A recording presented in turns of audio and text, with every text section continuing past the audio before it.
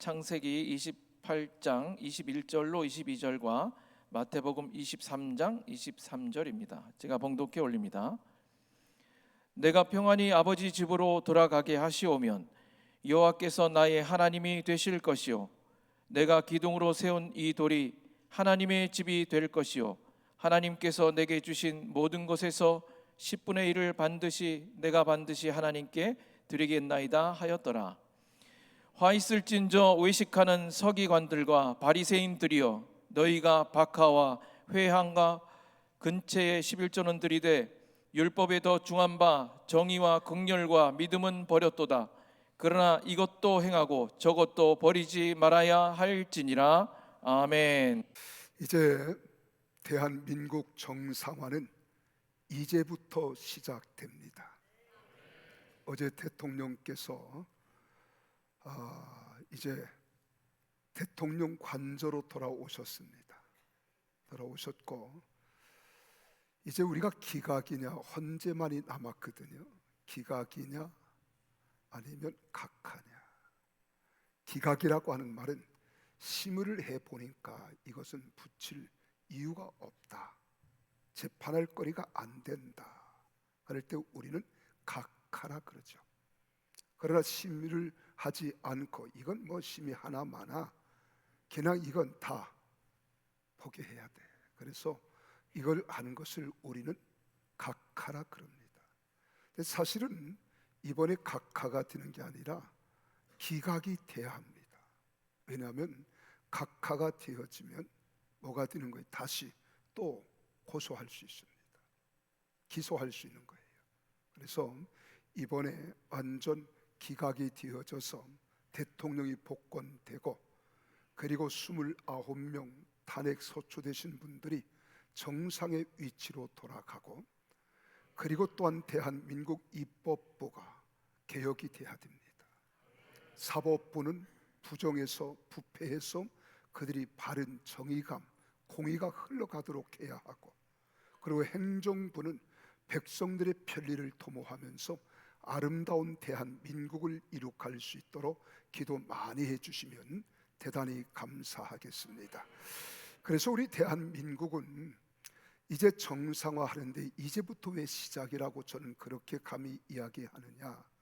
대한민국은 일제 36년 치하에서 45년 8.15 해방과 더불어서 대한민국 내부에는 두 가지 사상과 그리고 이념이 있었습니다. 그것이 하나는 자유민주주의예요. 지금 우리가 누리는 게 자유민주주의. 그래서 대한민국의 모든 헌법은 자유민주주의 토대 위에 만들어진 헌법입니다. 또 하나는 이런 북한 공산당의 사상과 이념인 박헌영에 의한 이념이 있었어요. 이게 공산당이에요. 세계는 다 그렇게 흘러가고 있어요. 그런데 기독교 안에 뿌리를 내린 사상이 있습니다. 이것이 바로 소련에서 만들어낸 종교 평화, 종교 일치라고 하는 이 허울준 타이틀 아래 WCC라고 하는 게 있었어요. 이 WCC가 각 나라에 오늘 지국처럼 지점처럼 있는 것이 NCCK라고 하는 겁니다. 좀 여러분 리버랜드 진보라고 하지만 진보가 아니라 여기에 결론은 하나님이 없습니다. 유물 사상이고 하나님을 부정하는데 기독교 목사들이 거짓하고 앉았단 말이에요. 이것을 바로 잡지 않으면 대한민국은 언제나 내용이 있습니다. 그래서 우리는 언제나 마지막 때 다원주의 아셨죠?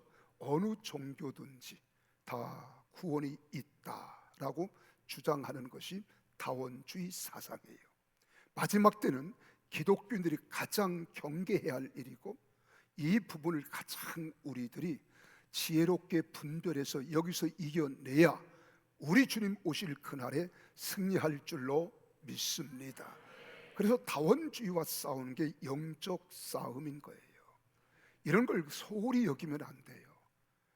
그래서 오늘 저는 여러분과 함께 더불어서 하나님의 사랑과 축복과 은혜가 예배에 참석하신 여러분들에게 충만하기를 주의 이름으로 축복합니다. 저는 오늘 여러분들이 조금 듣기에 거북한 사람도 있을 것이고요, 또 부담이 되시는 분들도 있을 겁니다. 그러나 목사는 나 안일과 안목과 내 자신을 위해서 목사하는 사람은 잘못된 목사예요. 목사는 언제나 하나님 말씀을 붙잡고 하나님 말씀대로 하나님의 백성들을 가르치고 훈계해서 백성들로 하여금 하나님 앞에 바로 서도록 가르치는 것이 목사의 본분이고 목사의 사명임을 믿으시기를 바랍니다. 그래서 저는 항상 마음에 그런 생각을 가져요. 사람을 기쁘게 하랴 하나님을 기쁘게 하랴. 사람을 기쁘게 하는 목사라면 존재 가치가 필요 없어요. 목사의 자격 딱지 다 떼어놔야 합니다. 차라리 저 밖에 나가면 돈 벌 때 많아요. 여러분 사업을 하든 나의 전문적인 기능을 가진 직업을 갖든 해서 돈 벌면 되지, 목사는 돈에 매여서도 안 되고 성도들에 매여서도 안 돼요. 하나님이 기뻐하시는 말씀만 증거하고 성도들이 때로는 듣든 아니 듣든 성도들이 기뻐하든 아니 기뻐하든 하나님이 기뻐하는 말씀을 선포하는 것이 하나님의 종인 줄로 믿으시기를 바랍니다. 여러분, 우리가 가끔 SNS나 이 유튜브에 보면 이러한 내용들이 떠돌아다닙니다. 11조는 율법의 구약 성경에나 있는 것이지 11조는 신약에 와서 오늘 시대는 아무런 소용없다.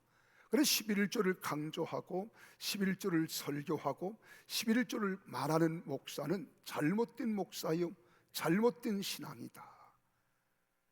그러면서 연막을 터뜨리면서 자기도 신학 박사요 목사이지만 성경 어디에 11조를 말하느냐 이러고 하면서 성도들 입장에서 말씀을 피력하고 선포하는 자들이 있습니다. 그 사람은 가짜예요.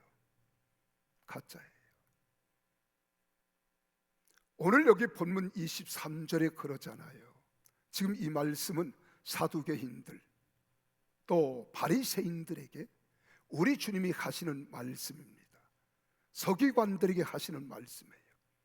뭐라고 이야기해서 화 있을진저, 화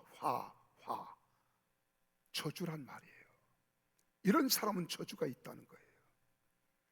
외식하는 서기관들과 바리새인들이여, 너희가 박하와 휘향과 근체의 11조는 들이되 율법에 더 중한 바 정의와 긍휼과 믿음은 버렸도다. 그러나 이것도 행하고 저것도 버리지 말아야 할지니라 하는 거예요. 너희는 11조를 들이되 의와 인과 신을 버리면 안 된다. 의와 인과 신을 버려도 아니 될 뿐만 아니라 11조를 아니 드려도 안 된다. 이 말은 누구의 말씀이에요? 예수님이 친히 직접 하신 말씀입니다. 그러므로 예수님이 하신 말씀보다 더 정확하고 바른 진리가 어디 있겠습니까? 그런데 사람들의 논리, 사람들의 신학사상, 사람들의 철학을 통해서 이것이 마치 하나님의 말씀인 양 잘못 가르치고 성도들을 유혹하면 안 된다는 거예요. 그래서 오늘 저는 여러분들과 함께 이 말씀을 가지고 지금 경제가 어렵지만은 힘들지만은 우리가 지금 목구멍이 포도청이라고 내 먹고 살아가기도 힘들고 어려운데 꼭 11조 드려야 돼? 이렇게 반문하는 사람도 없잖아 있단 말이에요. 그러나 목사는 하나님 말씀, 이 말씀은 살아있고 운동력이 있어서 좌우의 날쌘 검보다 더 예리하고 더 놀라운 능력이 있어서 좌우의 날쌘 검보다도 핵폭탄보다도 강력한 것이 살아계신 하나님 말씀인 줄 믿으시기를 바랍니다. 그래서 이 말씀이 때로는 불이 되기도 하는 거예요. 이 말씀이 검이 되기도 하고 이 말씀이 바람과 같이 신선한 바람을 일으켜서 우리 마음을 시원케도 할 수 있고, 때로는 물과 같아 우리를 정결케 할 수도 있는 거예요. 이 말씀은 살아있는 하나님 말씀이기 때문에 이 말씀대로 선포하고, 이 말씀대로 가르치고, 이 말씀대로 설교하는 목사가 진짜 목사입니다. 사람의 비유나 맞추는 목사, 저는 그런 목사는 되게 싫어요. 저항 양떼들을 지옥으로 이끌어 갈 뿐만 아니라 나도 끝내는 어떻게 지옥에 갈 수밖에 없어요. 그래서 하나님 말씀은 과감없이 1.1획이라도 변함이 없다고 성경은 말하고 있습니다. 그래서 오늘 저는 여러분들에게 축복받은 비결을 나는 여러분들이 함께 나누고 싶어 하는 거예요.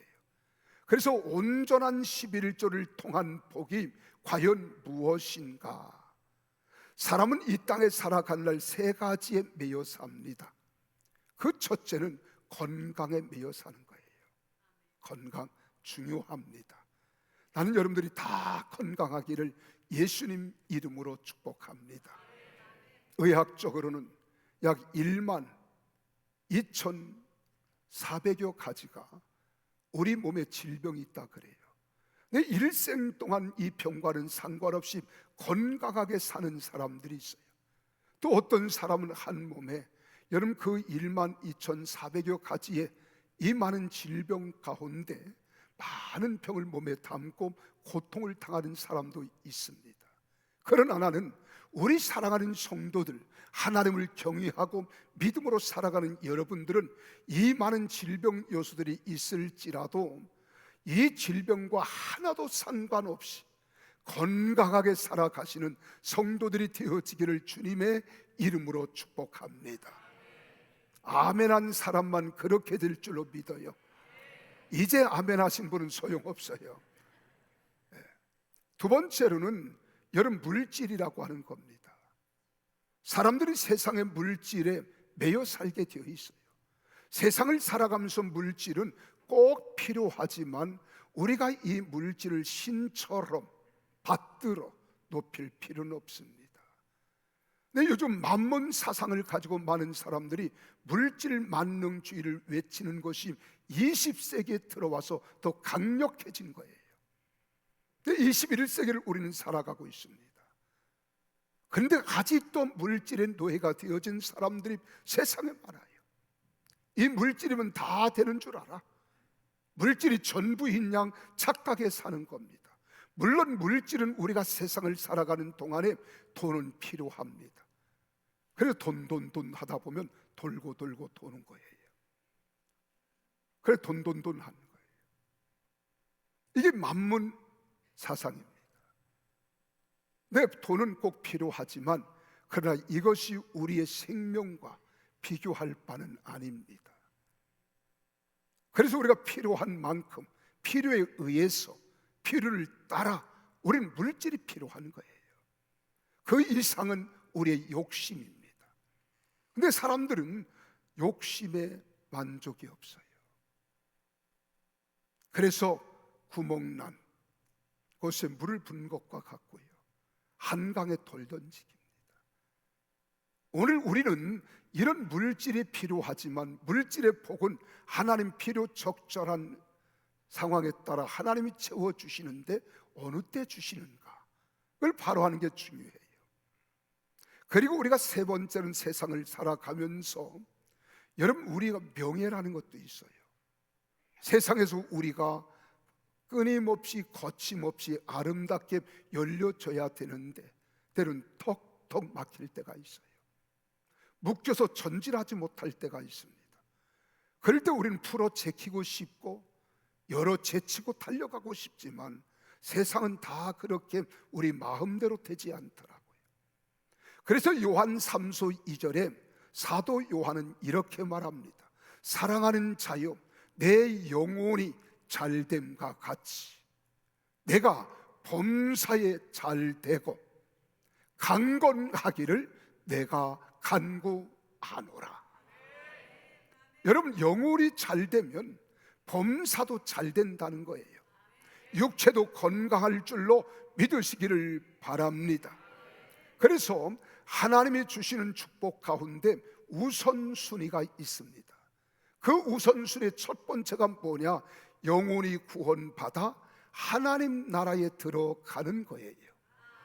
그래서 우린 구약 성경 시편 133편 3절에서도 여호와께서 복을 명하셨나니 곧 영생이로다 하는 거예요. 우리는 이 땅에만 존재하는 존재가 아닙니다. 우리가 이 땅을 떠나면 사후세계가 우리 앞에 펼쳐지는 거예요. 그래서 우리는 3세 인생을 산다 그러잖아요. 첫째는 어머니 태 안에서 10개월 동안 우리는 머물러요. 두 번째로 우리가 왕 하고 울음을 터뜨리고 태어나면 우리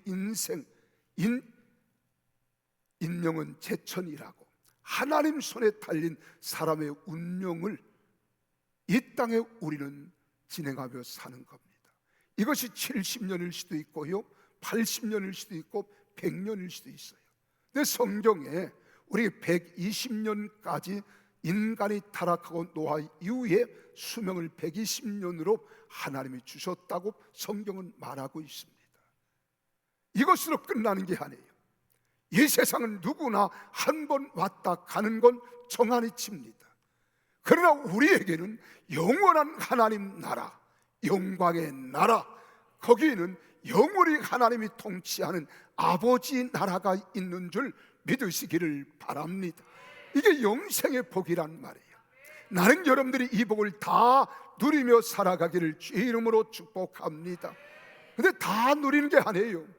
예수 그리스도께서 우리에게 대속자가 되시고 주권자가 되심을 믿는 자만 그 나라에 들어갈 줄 믿으시기를 바랍니다. 그리고 우리 신학에 와서도 마찬가지잖아요. 요한복음 3장 16절에 하나님이 세상을 이처럼 사랑하사 독생자를 주셨으니 이는 저를 믿는 자마다 멸망치 않고 영생을 얻게 하려 하심이니라. 영원한 생명을 우리는 누리며 살아가는 존재입니다. 두 번째는 범사가 잘 되는 복이에요. 여러분 앞에 막힌 것들이 다 열려지기를 바랍니다. 묶인 것들이 풀어지기를 바랍니다. 믿으시면 아멘. 우리를 짓누르고 있는 것들이 다 뚜껑이 열리듯이 열려지기를 바랍니다. 참된 자유를 누리며 살아가야 돼요. 그리고 마지막에 세 번째가 바로 건강의 복입니다. 오늘은 우리가 받아야 할 축복 중에 물질의 축복을 받는 비결을 말씀드리려고 합니다. 여러분, 물질의 축복을 받는 길이 있다니까요. 마음의 평안을 누리면 건강을 얻고요, 마음의 평정을 누리는 겁니다. 세상을 살아가는 길은 많은 갈래 우리 앞에 펼쳐지는 것 같지만 모든 길은 순리를 따라 되는 길이 있다는 거예요. 그러나 분명한 것은 바로 우리가 물질의 축복을 우리는 원하지만 이 물질의 축복을 받는 비결을 오늘 성경은 11조를 이야기하고 있습니다. 그래서 물질의 복과 11조는 서로 뗄래야 뗄 수 없다는 거예요. 그래서 저는 우리 성도들의 제 설교 철학이 골고루 편식하지 말고 정말로 조화 있게 균형 있게 말씀을 먹이고 싶은 것이 목사의 심정입니다. 그래서 1년의 전반기 후반기에는 이 11조에 대한 설교를 반드시 하지만 아직도 시험 드는 사람은 없습니다. 괜히 못마땅해서 삐죽하고 다는 사람은 있어도요. 그러나 성경이 그렇게 말한 거예요. 그런데 이 11조 말만 나오면 마음이 무거워지는 사람이 있습니다. 그러나 어쩔 수 없습니다. 왜요? 주님의 말씀이기 때문에 그렇습니다. 하나님은 그들이 듣든지 아니 듣든지 그들에게 고하여 이르기를 주 여호와의 말씀이 이러하시다 하라, 이렇게 말하고 있어요. 그래서 에스겔서 3장 11절에 보면 성도들이 기뻐한다고 전하고 듣기 싫어한다고 우리가 외면하지 말라는 거예요. 듣든지 아니 듣든지 반드시 필요한 것은 듣지 않을지라도 하나님 말씀은 이러하다라고 가르치라는 거예요. 우리 한번 같이 읽어볼까요? 시작. 사로잡힌 내 민족에게로 가서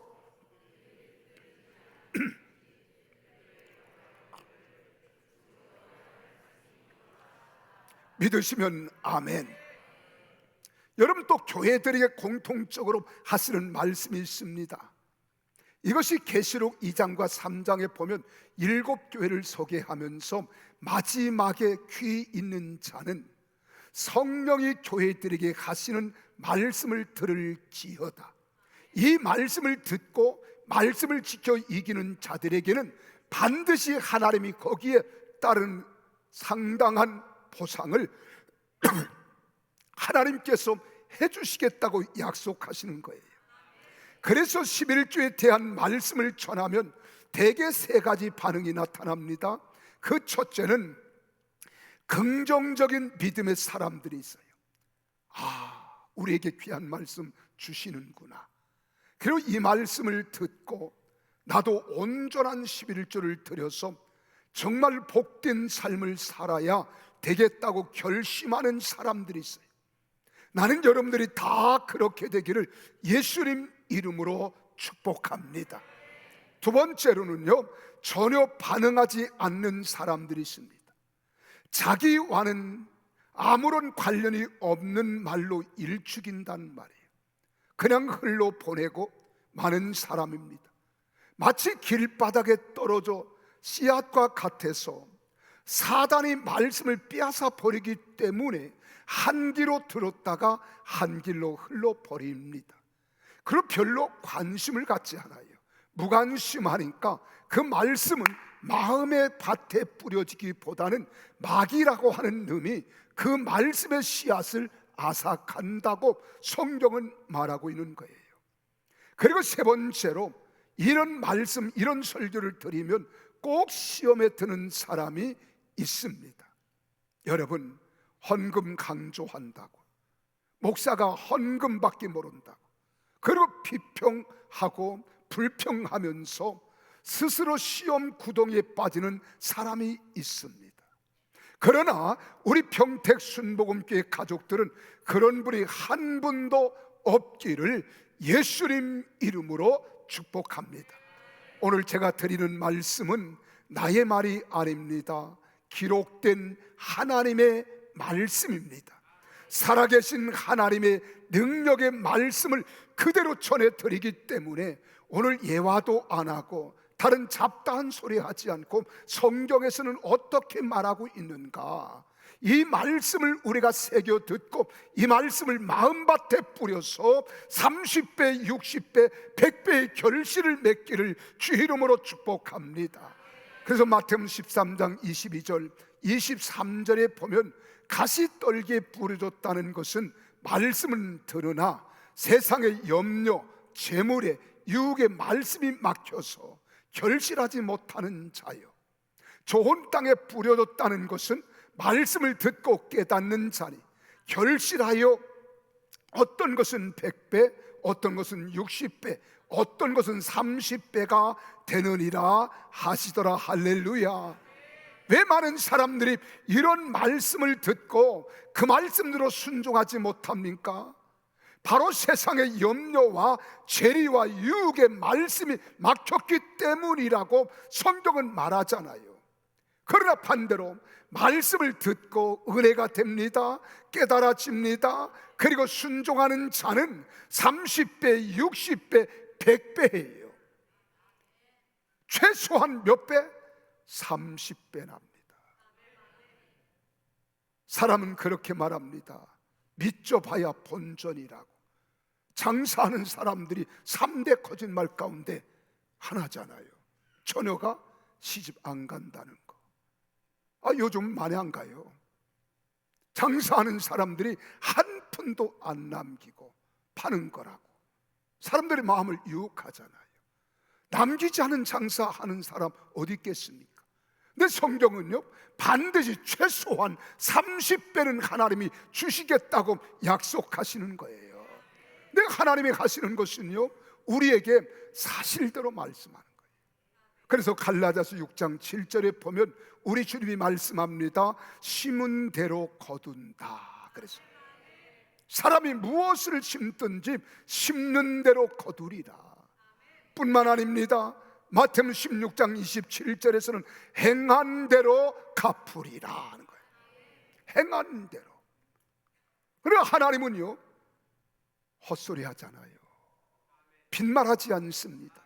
하나님은 반드시 신실하신 하나님이시기 때문에 여러분 자녀들에게 무슨 유산을 남겨주려고 하지 말고 11조 신앙을 분명하게 심어주면 자자손손 대대가 복받는 자리에 들어갈 줄로 믿으시기를 바랍니다. 그래서 오늘 예배를 드리는 우리 병택 순복음교회 성도들은 말씀을 듣고 깨닫고 행하여 순종함으로 2025년도에는 반드시 물질의 축복권을 받는 성도님들이 다 되시기를 주의 이름으로 축복합니다. 우리 예수님께서 신약 성경에 예수님이 비유로 말씀하신 것이 42가지가 있습니다. 그 중에 절반이 물질에 대한 교훈에 말씀을 하고 있다는 거예요. 우리가 창세기를 보세요. 하나님께서 사람을 하나님 형상대로 창조하시고 5가지의 축복과 권세를 주시잖아요.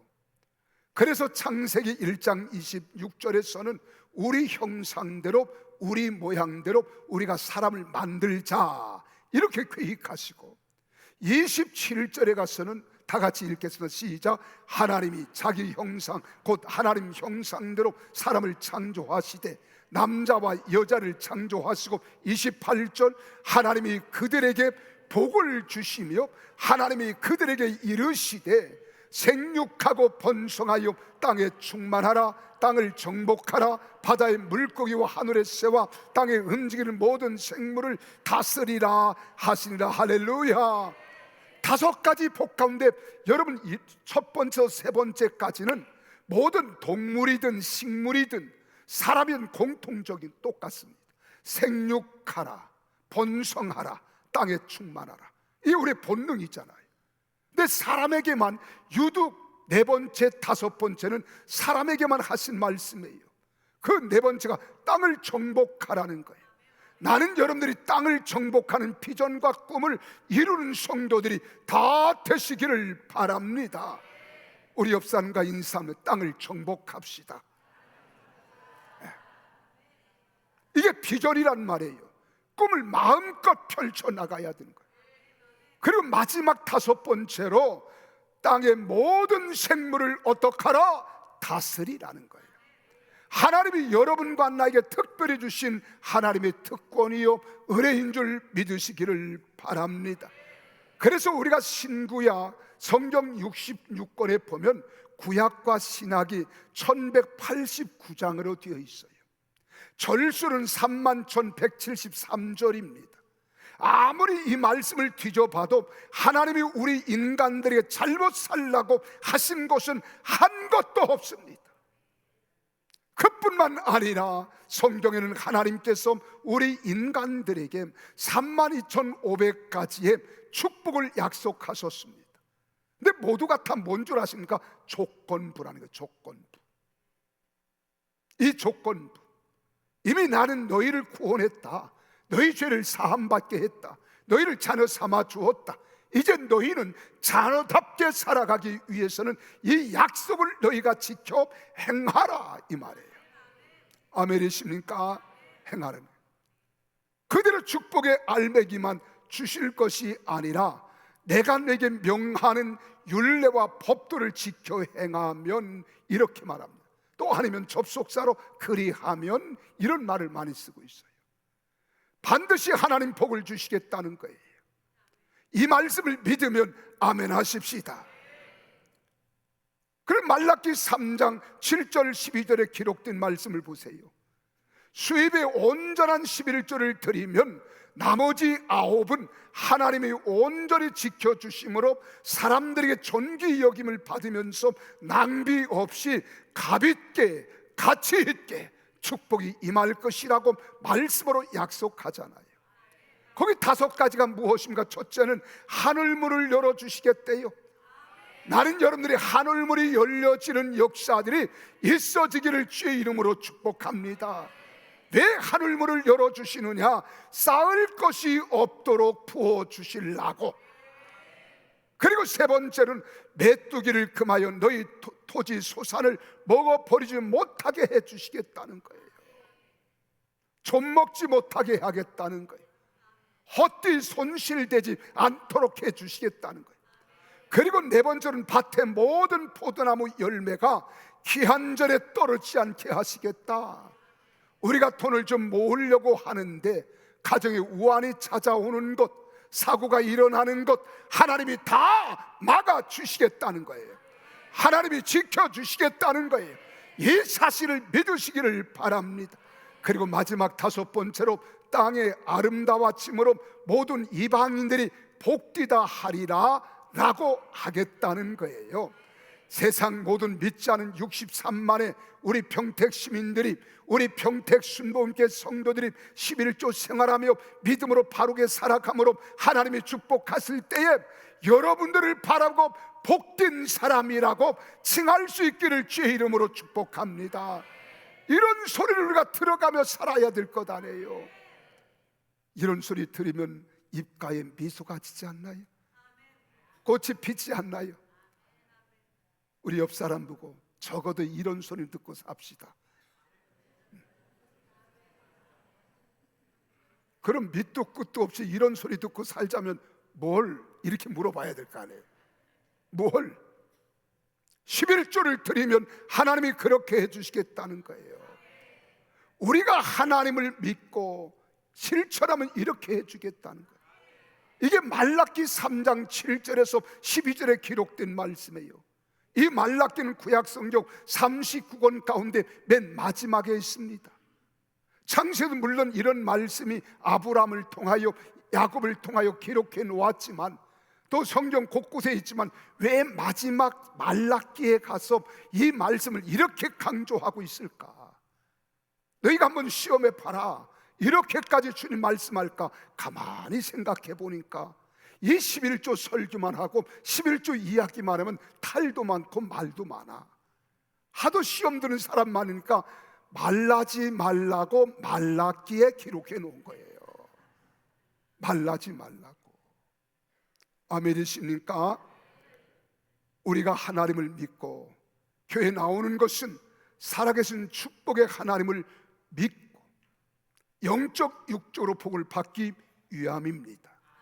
그런데 복받는 비결에 대해서는 한 걸음도 앞으로 나아가지 못한데 여전히 의심 가운데 있는 성도들이 있다는 거예요.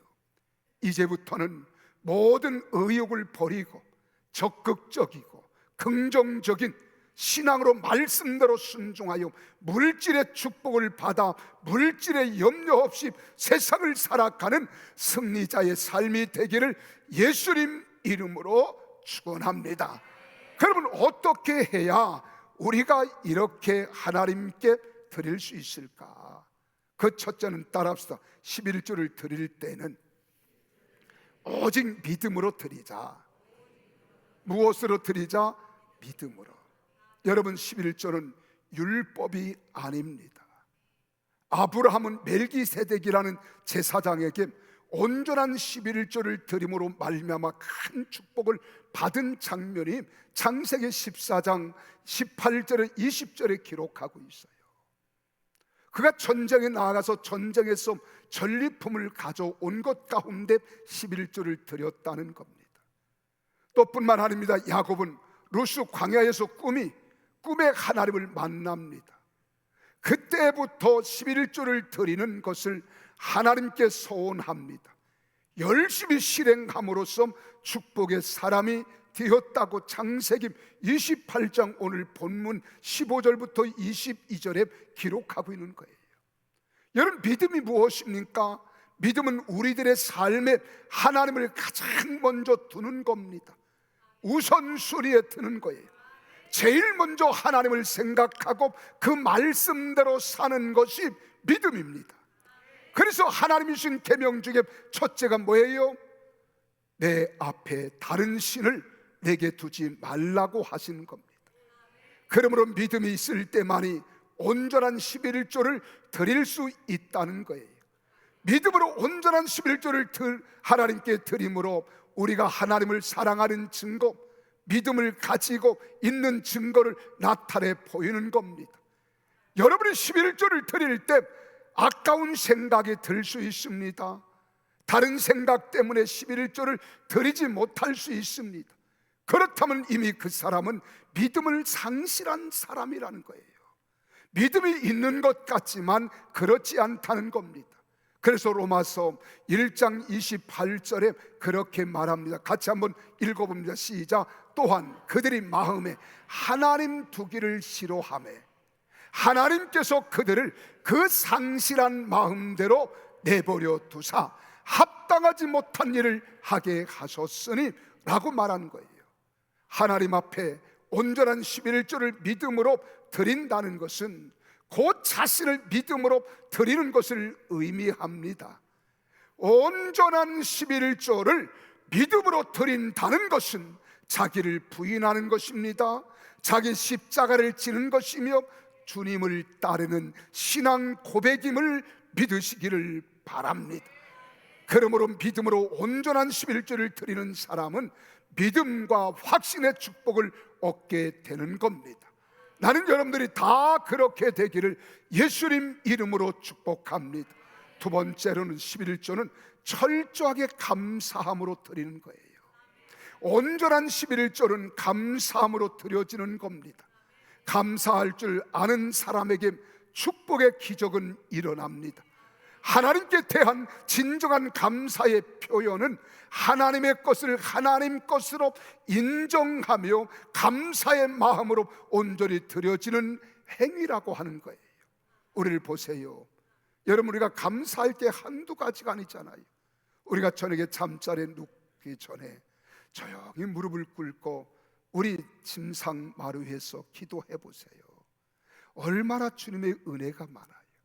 지금도 하루에 많은 사건 사고들이 우리 앞에 줄비하게 일어나지만 그런 사고 당하지 않은 거 감사하잖아요. 안 감사해요? 감사해요. 이런 사람이 불면증 오겠습니까? 이런 사람 불면증 때문에 잠자리에서 이리 뒤척 저리 뒤척 하겠습니까? 조용히 주님을 생각하며 미소만 입가의 꽃으로 피우는 거예요. 그 미소를 지으면서 잠드는 거예요. 얼마나 평안하겠습니까?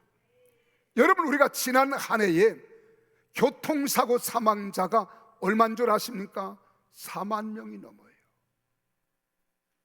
부상자만 12만 명이 넘습니다. 그 중에 치료는 했지만 평생 장애인이 된 사람이 3만 명이나 된다고 합니다.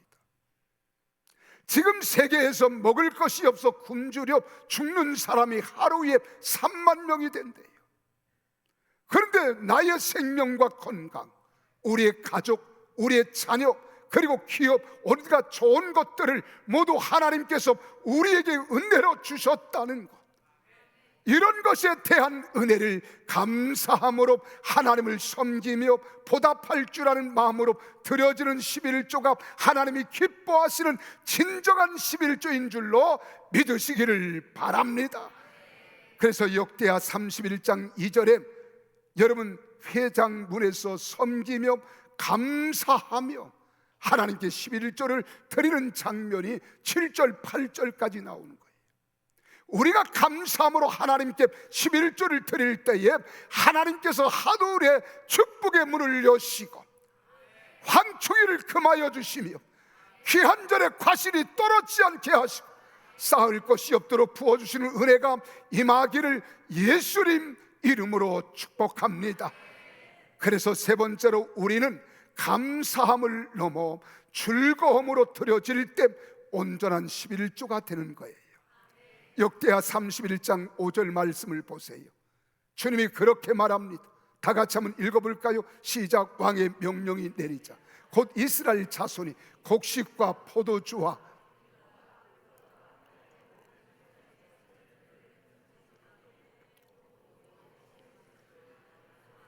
믿으시면 아멘 하십시다. 풍성히 드리려고 그들이 가져왔다 그러잖아요.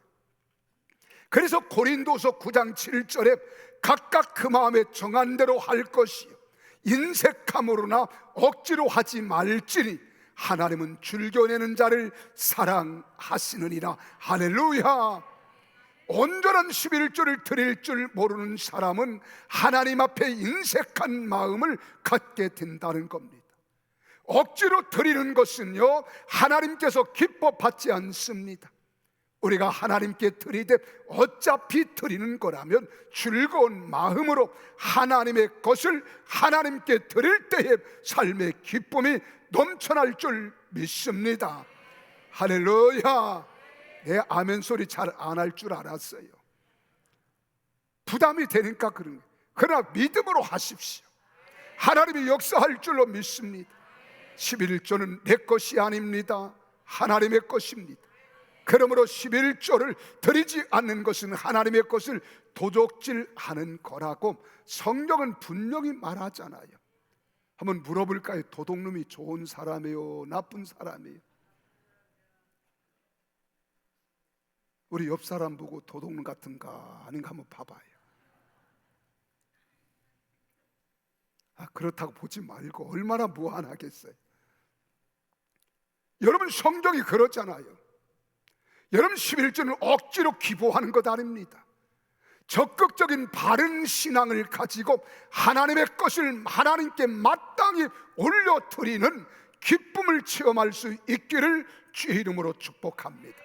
왜 그렇습니까? 11조는 기쁨으로 드릴 때 하나님께서 사랑한다고 하셨기 때문이에요. 마지막으로 성실한 마음으로 정직하게 소망 중에 드릴 때 온전한 11조가 되는 겁니다. 여러분 말라기 3장 10절에 그렇게 말하잖아요. 같이 한번 읽어볼까요? 시작. 만군의 여호와가 이르노라 너희 온전한 11조를 창고에 들여 나의 집에 양식이 있게 하고 그것으로 나를 시험하여 내가 하늘문을 열고 너에게 복을 쌓을 것이 없도록 붙지 아니하나 보라. 할렐루야. 여기 뭐라고 말씀해? 온전한 11조를 드리라. 이 말을 반대로 말하면 온전하지 못한 11조도 있다는 말입니다.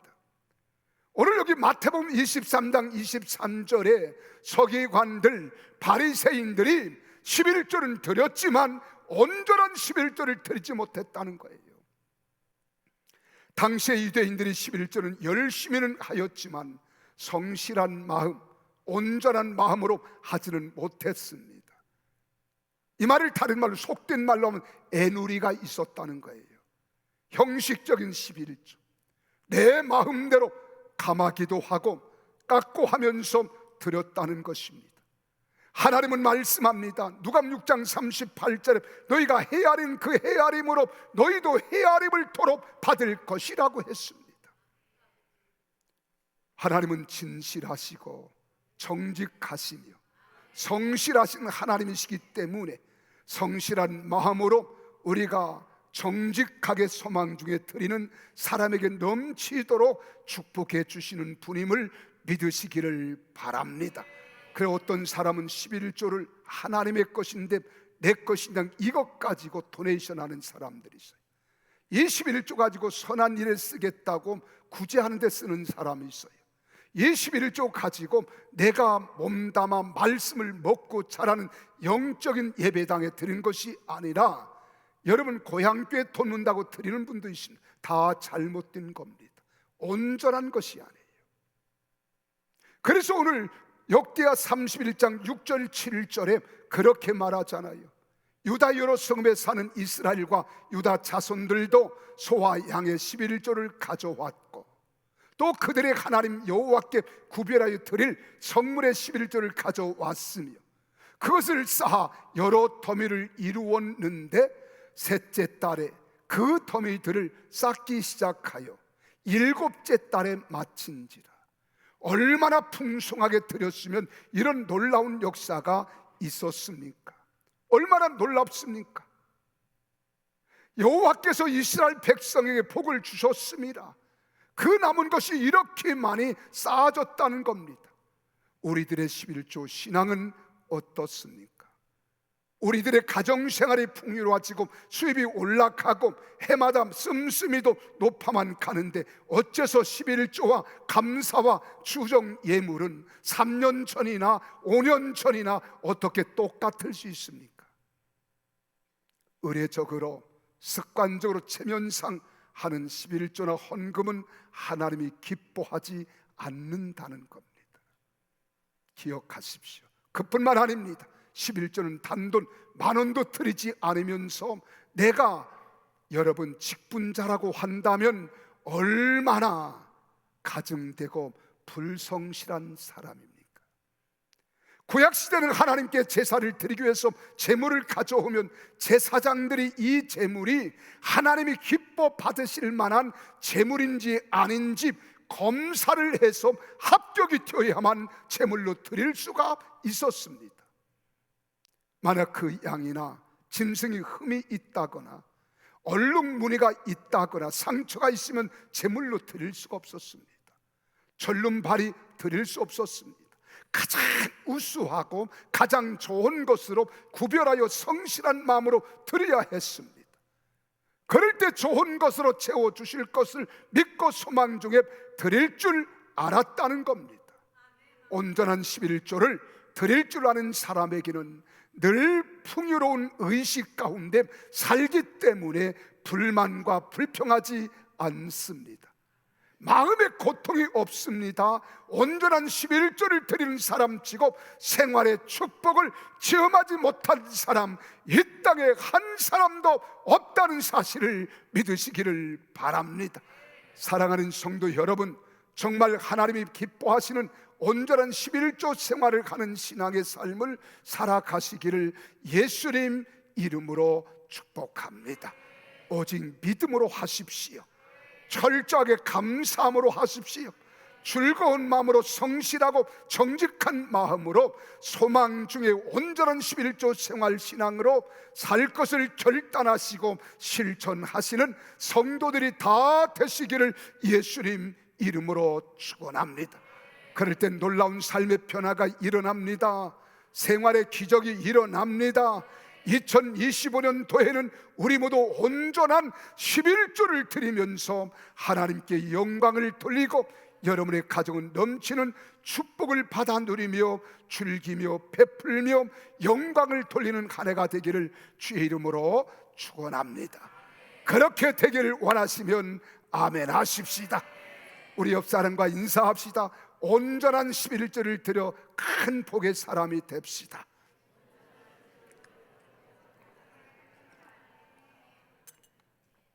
그렇게 되기를 바랍니다.